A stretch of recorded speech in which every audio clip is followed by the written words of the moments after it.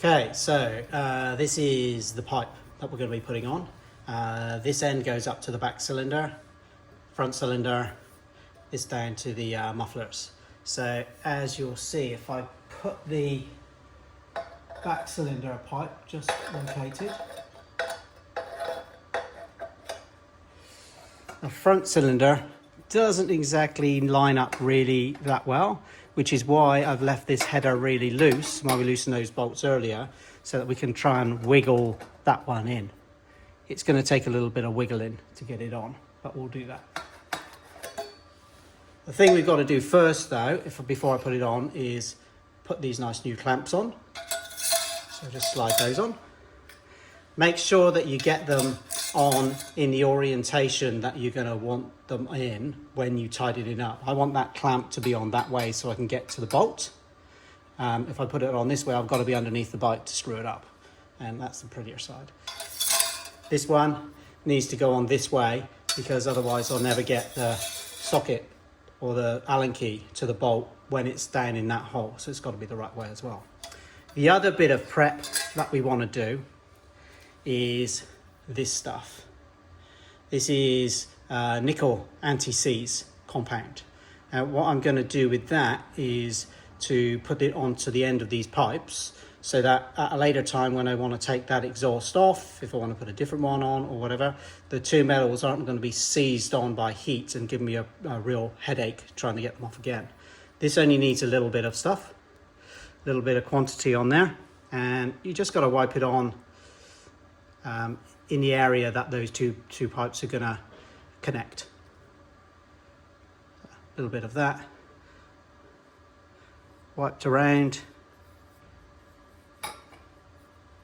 Now this is going to smoke when you turn your exhaust on, when you turn your engine on, and the exhaust starts to heat up. It is going to smoke as it burns off the additional moisture in the grease. Don't worry, it won't take long and it doesn't smell too badly. So I'll do that, and I'll do the same with the other pipe. Right, those two ends, I've got the anti-seize compound on. So now it's time to see if we can wiggle this exhaust on.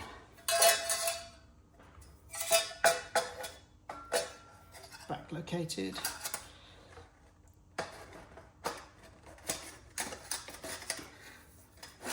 Oh, look at that, nice and easy. He's sat in there really nicely. And I can still get the clamp up. And this clamp will come over here. So I'll get the tailpipe and just quickly push that one on as well. I'll put some anti-seize compound on this face as well to make sure that the silencer will come off just as easily. And I'll push it on. Before I tighten any of the bolts up, I want to get all of the exhaust in place so it sits naturally on the bike in the way that it was intended.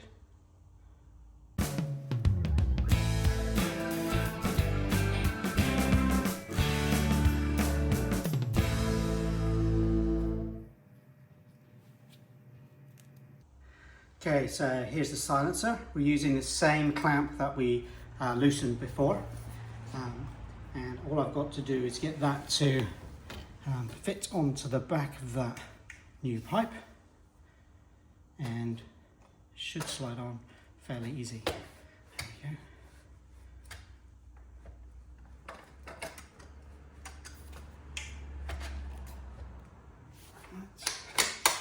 And it's in, the bolt's in. So the bolt, everything's in, everything's nicely loose and in place. There we go, just going to make sure it's pushed up when I tighten up this clamp, otherwise it will drop. And then I can tighten up these to make it in all snug. I think what we'll do first is tighten up the headers to make sure that this pipe is not putting any pressure on the cylinder. That's this pipe. So we'll do the 3 bolts at the front, and we'll get them not fully tight, but just nipped up.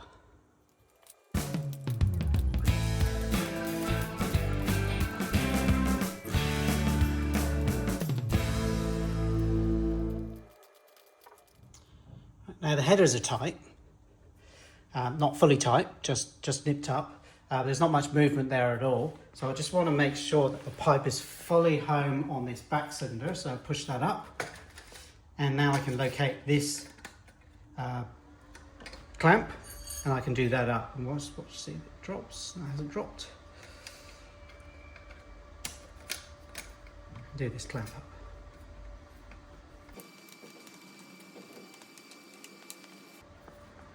Okay, he's done up, and I'm making sure that the bolt is out of the way of my brake pedal, so that when I push the brake down, I don't push it into a clamp. I don't want that to happen. The next one is to do the one at the back. Right, so the back cylinder clamp, I want to position that one so that this bolt here is accessible, so I can actually get to do it up. But also the back of the bolt, I want to make sure that that doesn't hit the engine casing, which is only just here.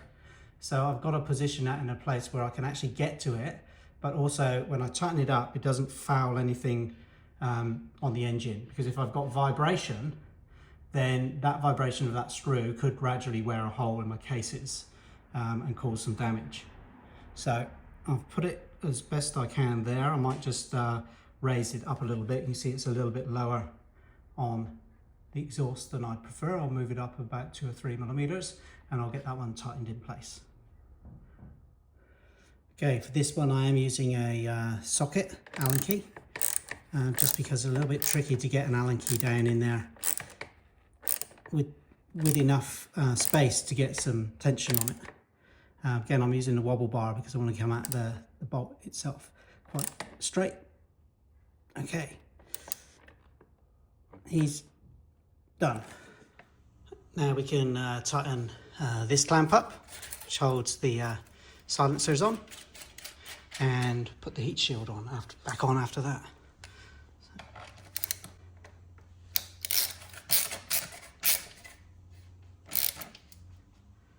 He's tight.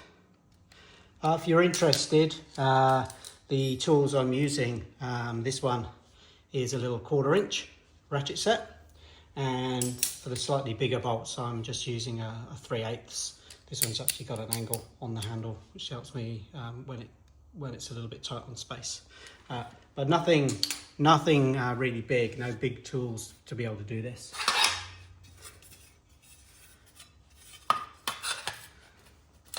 These are the same bolts and the same shield that came off before. They mount to the original silencer.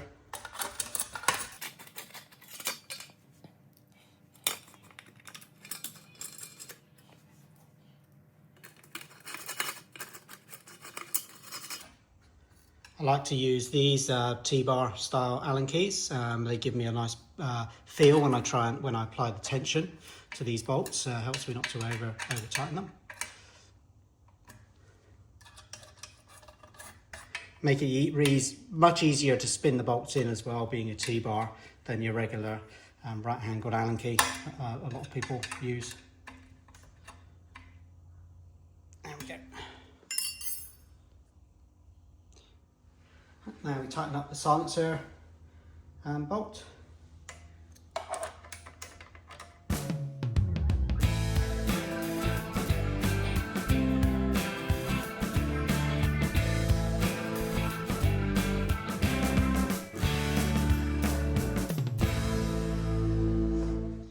And the last thing I'm going to do before putting the pan back on is to tighten up those headers. Make sure that they're fully tight as well. I'll use a spanner for this one, and then I can use a socket on the others.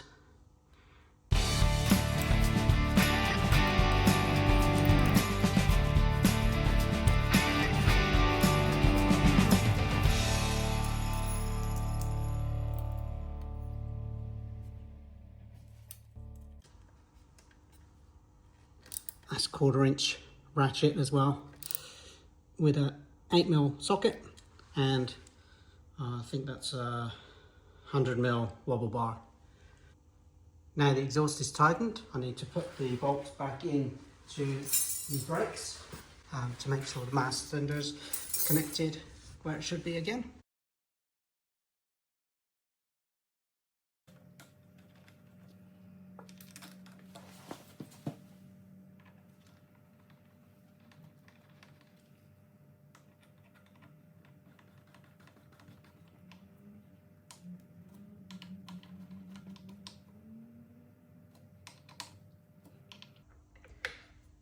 There we go. Over time we get a feel for how tight bolts need to be. I'm pretty close because the green dots actually line up, which is pretty cool. Check the brake again. I got brake pressure. There's nothing fouling, nothing hitting the cases, nothing in the oil filter here. I've got plenty of room around the back as well where that hose clamp was. There's nothing hitting the swinging arm. That bolt's tight. And I've done the 3 bolts up at the front of the header as well. I'll get the belly pan on. First thing will be put the bracket on first and make sure that these electronics here, which bolt up through that bracket, are put back in place. And then we'll give it a start and listen to the difference.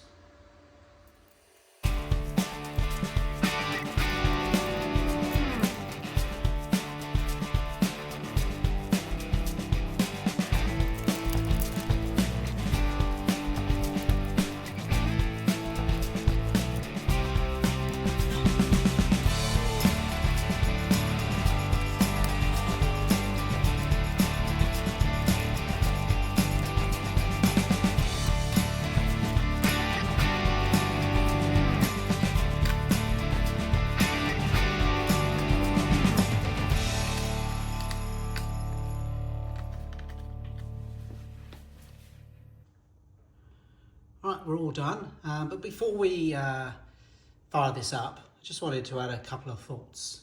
Changing an exhaust is going to affect the way the engine runs.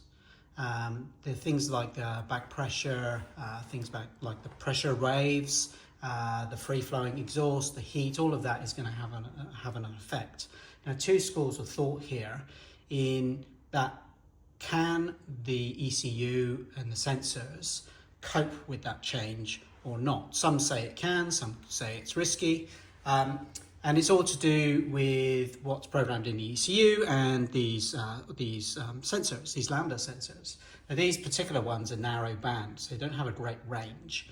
But those sensors are there to cope with differences in the weather, different altitudes, different temperatures within where you're riding your bike. So the bike, as I see it, can cope with the extremes of, say, riding in Norway, where it could be 0 or lower. It copes with riding in Australia.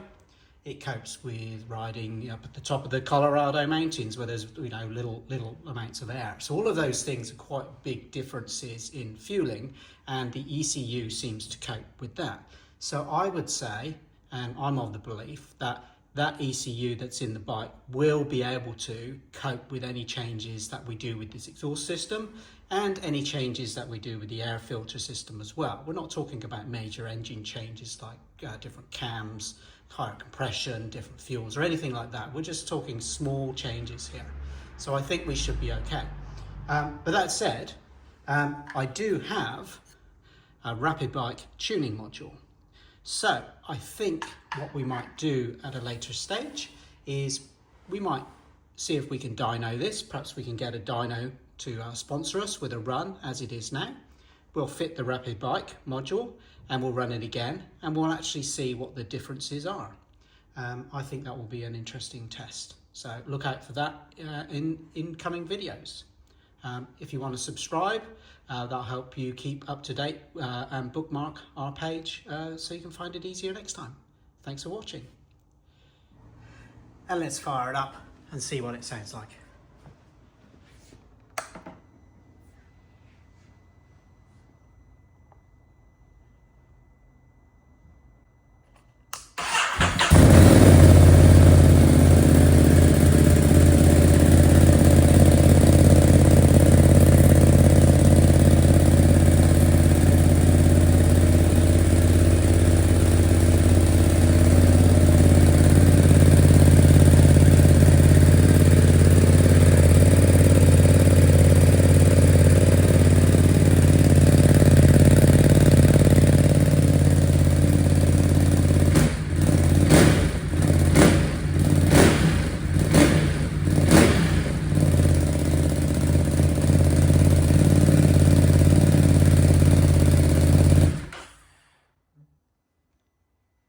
deeper, slightly louder, not by too much.